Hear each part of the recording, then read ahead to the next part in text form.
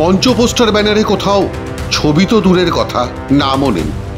তবু নেতাজি ইন্ডোর স্টেডিয়ামে তৃণমূল কংগ্রেসের সাংগঠনিক বৈঠকে প্রত্যাশা মতোই এলেন মুখ্যমন্ত্রীর ভাইপো অভিষেক বন্দ্যোপাধ্যায়। বক্তৃতাও করলেন কর্মীদের উদ্দেশ্যে, আবার জানিয়েও দিলেন আগামী নির্বাচনের লক্ষ্যমাত্রা। যে লক্ষ্যমাত্রা স্থির করে দেওয়াকে পরে বলতে উঠে প্রশংসাও করলেন তার মুখ্যমন্ত্রী পিসি মমতা বন্দ্যোপাধ্যায়ও। আমাদের লক্ষ্য, মমতা বন্দ্যোপাধ্যায় গত মাসে বিধানসভা থেকে বলেছে 2/3 বেশি আসন নিয়ে তৃণমূল ক্ষমতায় আসবে। 2/3 মানে 195 বা 196টা আসন। আমি আপনাদের বলবো, আমরা 214টা আসন 2021-এ পেয়েছিলাম।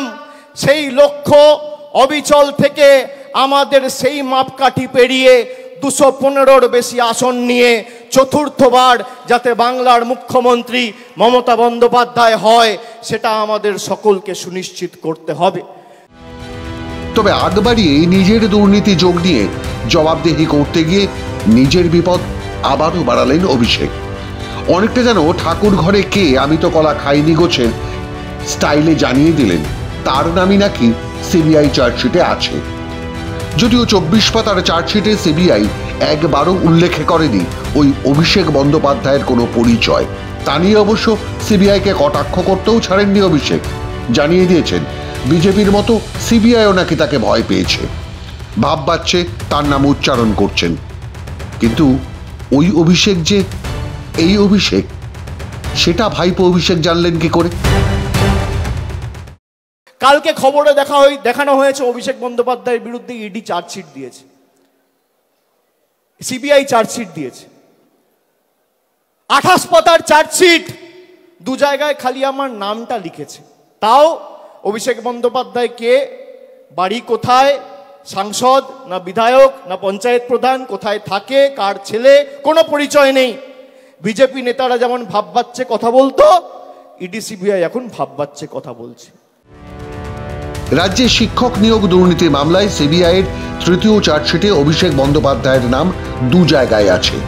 আর এই খবর সামনে আসতেই অভিষেকের আইনজীবী তড়িঘড়ি সাংবাদিক বিবৃতি করে জানিয়েও দিয়েছিলেন তার মক্কেলকে হেনস্থা করতেই নাকি সিবিআই তাদের নিয়োগ দুর্নীতি মামলার 3 নম্বর চার্জশিটে অভিষেক বন্দ্যোপাধ্যায়ের নাম রেখেছে। কিন্তু প্রশ্ন হলো, সিবিআই একবারের জন্য ওই অভিষেক বন্দ্যোপাধ্যায়ের পরিচয় জানাননি। তাহলে কেন অভিষেক তার আইনজীবীকে বিবৃতি ইস্যু করতে দিলেন?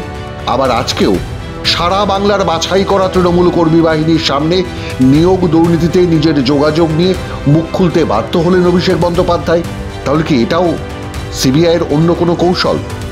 নিয়োগ দুর্নীতি মামলার 24 পাতার তৃতীয় সাপ্লিমেন্টারি চার্জশিটে 2 বার একটি নাম থাকায় সেই নামের মালিক বা সিবিআইয়ের যিনি লক্ষ্যবস্তু, তিনি নিজেই সামনে এগিয়ে এসে জানিয়ে দিতে বাধ্য হচ্ছেন আমি সেই, কিন্তু আমি দুর্নীতিগ্রস্ত নই।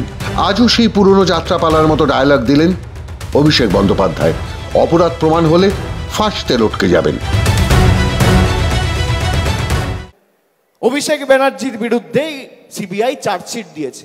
আরে আমি সকাল বিকেল কথা পাল্টাই না। 5 বছর আগে কোভিডের সময় 2020 সালে বলেছিলাম যে আমার বিরুদ্ধে যদি কোনো রকম কোনো প্রমাণ বা কোনোভাবে সিবিআই বা ইডি প্রমাণ করতে পারে বা তথ্য দিতে পারে আদালতে যে আমার প্রত্যক্ষ বা পরোক্ষ মদতে কোনো ভুল হয়েছে, কোনো দুর্নীতি হয়েছে, কেউ 10 পয়সা তুলেছে, আপনাকে চার্জশিট দিতে হবে না, সামান দিয়ে আমায় ডাকতে হবে না, ফাঁসির মঞ্চ করুন, গিয়ে মৃত্যুবরণ করব।